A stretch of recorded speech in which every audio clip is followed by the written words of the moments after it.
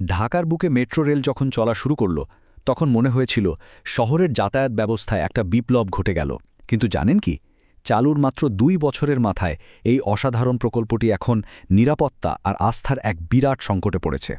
যে প্রকল্পটা ছিল স্বপ্নপূরণের মতো, সেটা কিভাবে এমন ভয়ের কারণ হয়ে উঠল, চলুন আজ সেই গল্পটাই বিস্তারিতভাবে জানা যাক। ঘটনাটা মর্মান্তিক। মেট্রোর উড়ালপথ থেকে হঠাৎ খসে পড়ল একটা ভারী অংশ, আর ঠিক তার নিচে চাপা পড়ে মারা গেলেন আবুল কালাম নামের একজন পথচারী। ভাবুন একবার, একটা মৃত্যু, কিন্তু এই একটা মৃত্যুই পুরো প্রকল্পের নিরাপত্তা ব্যবস্থাকে দাঁড় করিয়ে দিয়েছে প্রশ্নের মুখে। তো প্রশ্নটা হলো, কি করে এমনটা হলো? কীভাবেই বা বিশ্বের অন্যতম দামি একটা রেললাইন সাধারণ মানুষের জন্য এতটা ঝুঁকিপূর্ণ হয়ে উঠল?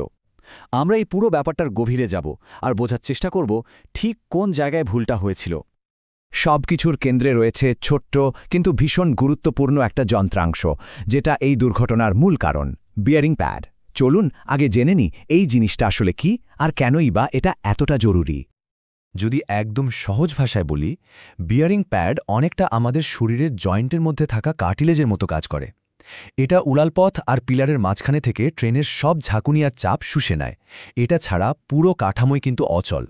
সাধারণত এই ধরনের বড় বড় প্রকল্পে একটা বিয়ারিং প্যাড টিকে যাওয়ার কথা অন্তত ২০ থেকে ২৫ বছর। এটাই স্বাভাবিক নিয়ম।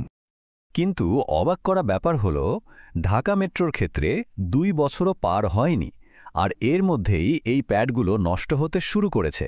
এটা আসলেই একটা বড়সড় বিপদের সংকেত। বুয়েটের একজন বিশেষজ্ঞের এই কথাটা শুনলেই বোঝা যায় ব্যাপারটা কতটা গুরুত্বপূর্ণ। তিনি পরিষ্কার বলছেন, এটা কোনো সাধারণ ঘটনা নয়। এর পেছনে হয় নকশায় বড় গলদ আছে, না হলে নির্মাণ কাজে বড় ধরনের ত্রুটি রয়ে গিয়েছে। কিন্তু প্রশ্ন হল, এত বড় একটা ত্রুটি কারো চোখে পড়ল না কেন? যখন আরও খোঁজ নেওয়া হলো তখন দেখা গেল সমস্যাটা আসলে শুধু একটা যন্ত্রাংশের না, বরং অবহেলাটা ছিল পুরো প্রক্রিয়া জুড়েই। আর সবচেয়ে বড় অবহেলাটা হলো, জনসাধারণের জন্য মেট্রো খুলে দেওয়ার আগে কোনো স্বাধীন ও নিরপেক্ষ সংস্থাকে দিয়ে এর সেফটি অডিট বা নিরাপত্তা নিরীক্ষাই করানোই হয়নি, যেটা করা ছিল বাধ্যতামূলক। এই টাইমলাইনটা দেখলে পুরো চিত্রটা আরও পরিষ্কার হয়ে যায়। ২০২২-এ তাড়াহুড়ো করে মেট্রো চালু হলো। ঠিক তার কিছুদিন পরেই ২০২৪ সালে ফার্ম গেটে প্রথম বিয়ারিং প্যাডটা খসে পড়ল। তখন ভাগ্য ভালো ছিল, কেউ হতাহত হয়নি। কিন্তু তখনই যদি ব্যবস্থা নেওয়া হতো, তাহলে হয়তো আজকের এই দুর্ঘটনাটা এড়ানো যেত। তার মানে সেফটি অডিট না করাটা কোনো বিচ্ছিন্ন ভুল ছিল না, এটা ছিল নিয়ম ভাঙার একটা ধারাবাহিক প্রক্রিয়ার অংশ। আইন অনুযায়ী যে রিপোর্ট জমা দেওয়ার কথা ছিল সেটাও দেওয়া হয়নি।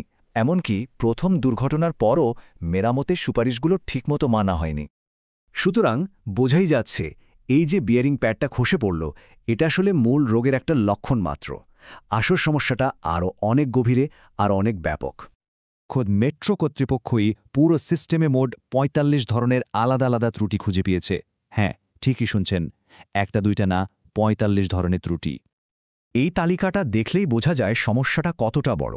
ইলেকট্রিক্যাল সিস্টেম, সিগন্যালিং, অবকাঠামো, এমনকি ট্রেনের বগিতেও সমস্যা। মানে মেট্রোর প্রায় কোনো অংশই ত্রুটিমুক্ত নয়। আর এসবের ফল ভোগ করছে সাধারণ মানুষ। যেমন ধরুন, স্টেশনের ছাদ দিয়ে পানি পড়া, বারবার টিকিট গেট নষ্ট হওয়া, কিংবা ট্রেন থামার সময় হঠাৎ ঝাঁকুনি দেওয়া।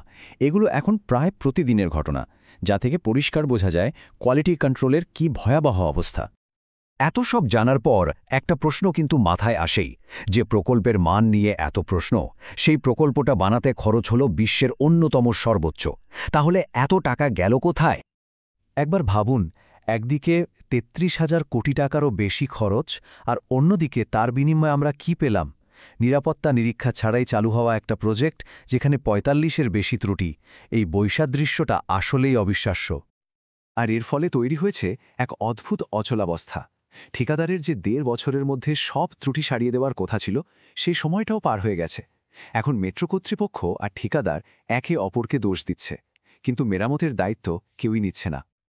তাহলে এই পরিস্থিতিতে যারা প্রতিদিন জীবিকার তাগিদে মেট্রোতে চড়েন, তাদের ভবিষ্যতের কি হবে? কারণ এত সমস্যা থাকার পরেও মেট্রো কিন্তু ঢাকার যাতায়াত ব্যবস্থার একটা লাইফলাইন। প্রতিদিন প্রায় ৪.৫ লাখ মানুষ এই মেট্রোর ওপরই নির্ভর করে। শফিকুল ইসলামের মতো একজন সাধারণ যাত্রীর এই কথাটা শুনলেই পুরো পরিস্থিতিটা বোঝা যায়। একদিকে দুর্ঘটনার ভয়, অন্যদিকে একটু আরামদায়ক যাতায়াতের স্বস্তি, এই দুয়ের মাঝখানেই আটকে আছেন লাখো মানুষ। শেষ পর্যন্ত প্রশ্নটা কিন্তু এখানে এসে থামে। ঢাকা শহরে আরও 5টি নতুন মেট্রো লাইন তৈরির পরিকল্পনা চলছে। এখন দেখার বিষয় হল, এই তিক্ত অভিজ্ঞতা থেকে আমরা কি আদৌ কোনো শিক্ষা নেব, নাকি আবারও উন্নয়নের গতির কাছে নিরাপত্তার মতো একটা মৌলিক বিষয়কে বিসর্জন দেওয়া হবে।